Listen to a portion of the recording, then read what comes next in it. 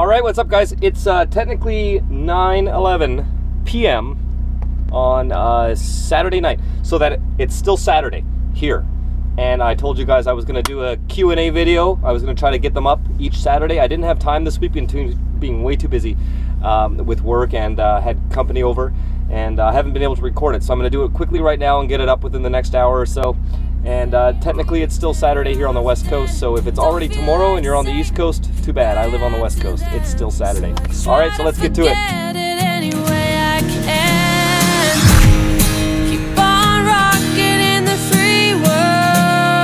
99 problems, but a mortgage ain't one. Keep on rocking in the free world.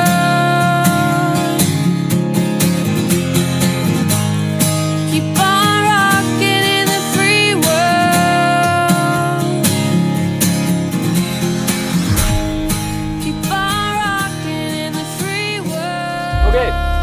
Alright, so I'm gonna play music in the background because I don't want to turn off the music, and this isn't a track that I have to worry about on YouTube, so deal with it. I know some people on YouTube really hate it when there's background music playing, but it's my channel, so I don't care, and it's Jody Peterson, so. Alright, well, she's rocking out in the background. I'll answer a few questions that came up real quick here. Start with John Spoonamore. Do you use anything like AAA? I know if I had a flat or breakdown, I'm not going to stand in snow or rain and try to fix things myself. Yeah, well, and he asked a couple of questions about insurance as well. Yes, we have CAA up here, which is the Canadian Automobile Association. Very similar. You can even buy house insurance through them for RVs. It's basically the same thing. They'll cover your pots and pans and everything. And as far as my insurance goes, it's ICBC, Insurance Corporation of British Columbia. It's insurance is run by the government, so everyone pays pretty much the same. Now RVs cost less to insure than most cars, and they ask your declared value on your vehicle, and you pay a little bit more on your insurance, but you're covered for more. And once I did modifications on this vehicle, such as the fireplace, the solar system, and all the work I've done on it, I actually went and raised the declared value of the vehicle. So that's how it works out up here. They don't come out and look at it or anything, actually. For the most part, I think they're supposed to, but you get lazy Autoplan agents once in a while, and they don't even come out and look. Doesn't cost me much, man. We're talking around $1,000 to $1,200 a year. Beth Rand says, where do you dump your black and gray tanks?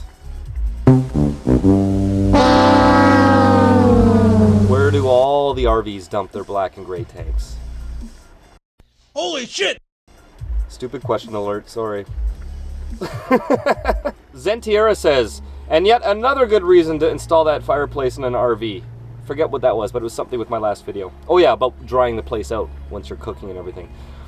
Kind of surprised that the major Class B manufacturers have included in on this alternative to the propane electricity hog furnaces that come standard with these types of rigs. I mean, you'd think they'd recognize how much of a selling point they would be, you know? It would be, you know? Yeah, not really. You see, we're a small part of the market. We're not even the market for RVs. There aren't people like me and most people watching these videos who want to move into a van or an RV.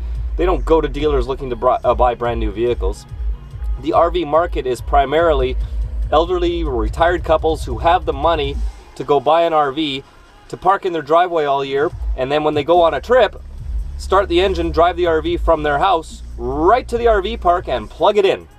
So they don't need solar panels. They don't care about these fireplaces. All this stuff, all this off-grid stuff, it's a very small fraction of a percentage point of the market of people in RVs.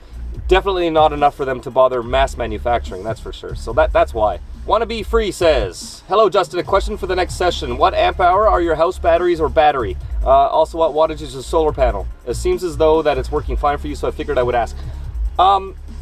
Solar system is 2 panels, front and back. Total is 170 watts. And I have one big AGM deep cycle battery. I think it's 210 amp hours. It's fine because all I have is LEDs in here, even the TV's LED. Charging the laptop and using the subwoofers and the amp for the music, that draws more than anything else. But you have to understand, this is a daily driver vehicle for me too. So I have solar, plus I drive every day. So that's why I don't really need more at this point. Aaron's Hot Dogs. Hey, cool man, I like your name. Now I want a hot dog. Thanks, man. Dear Mr. Incredible, do you think I would get much hassle trying to live in a 22-foot Chinook concourse, or does that draw too much attention? Or would removing stickers and decals along with a discreet paint job help? Well, most Chinook concourses I've seen are not 22 feet, my friend. In fact, one of my best friends lived in one, a 1979 Dodge Chinook concourse, and it was actually exactly 20 feet, and that's what most of them are advertised as. There was a Chinook parked next to me at the beach a little while ago, and it was shorter than my Explorer. My Explorer is 21. Just by a little bit, but it was a bit shorter. So, I mean, again, it's really going to depend where you're going to park. You're going to park in the middle of a city in busy areas, then the city might have a problem with it if they have length bylaws like a lot of cities have. Here it's 21 feet, but not everywhere. Like, I'm in North Vancouver right now. It's not part of the city of Vancouver. It's a different city, different laws. Here in North Vancouver, I don't believe there is a 21-foot restriction, but in Vancouver, there is. West Vancouver, I think there is. It depends on the district you're in, I guess, but it's just something to think of. I think also of other things like parking spaces. Can you fit into a metered parking space? Can you, parallel park without hitting the car in front and behind you? That's, you don't want to get bigger than that. If you need 2 parking spaces, you're in a world of hurt everywhere you go, especially if you're going to do this in the city. If you're going to park in mall parking lots, Walmart, stuff like that, you want something you can park into one stall. You can drive up, back in, turn off your engine. If you have to park sideways and take 2 or 3 spots, you're obnoxious and you stand out, and it's not stealth, that's for sure. And I mean, yes, when you're out in the country, the big Walmarts have lots of parking, and some of them have dedicated RV areas to park. But that's different. I'm talking about in cities, okay? You don't want to do that. You want to blend in, you want to be able to fit anywhere. So, I mean, I'm going to recommend 20, 21 feet is the best. I mean, 22, if it really is a 22-foot model, I mean, you might get away with it. It depends on where you are. That's all I can say, man. Finn Green says, is that front seating up, that's front seating up to be configured for 2 to have access to a meal type table? Yes, it is. I've never turned around the driver's seat though, because again, I drive every day, so I've never parked long enough to bother turning it around. And to be honest, I barely ever use that table with the other seat, very rarely, less than I thought I would. It is coming out soon, by this summer. I'm taking out the table and the one chair in the back behind the driver's seat, and I'm building a little 2-person bench seat, like a mini sofa there, and it's going to lift up, and underneath it's going to be battery banks and for all my electrical, like an inverter and everything like that. Since it only gets used to sit in most of the time just by one person, I can make it big enough there to sit 2 people. So, but I almost never use the table, so I usually eat dinner back here. Colleen Ross, love your videos and information. Been looking for a van. Did you custom your own? I'm going to do a video of stupid questions one day and just go over the dumb questions. If you've only watched one video, maybe check out the channel. Maybe look at a few other videos before you ask questions like this. Yes, I bought this as an empty van and I built it all myself. There you go. Gypsy Free says, love your videos and thanks for turning me on to a great song. Rockin' in the free world. You betcha. She's playing in the background too.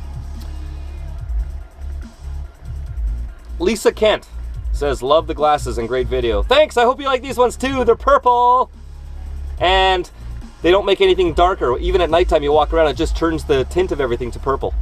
It's great. Okay, with that being said, guys, that's it for this week. So leave your questions below and I'll take a look at them, and maybe I'll feature your question on the next video next weekend. All right, so, and for those of you wondering, the wonderful music playing in the background is Jody Peterson. Of course, it's her City Lights track, and it's the K5 Star remix. All right, or K5 Tar remix. So I hope that's pronounced right there. Check it out, guys. All right, keep on rocking the free world, everyone. Hey, so what do you think of van life? Van life's fucking awesome. Styrofoam box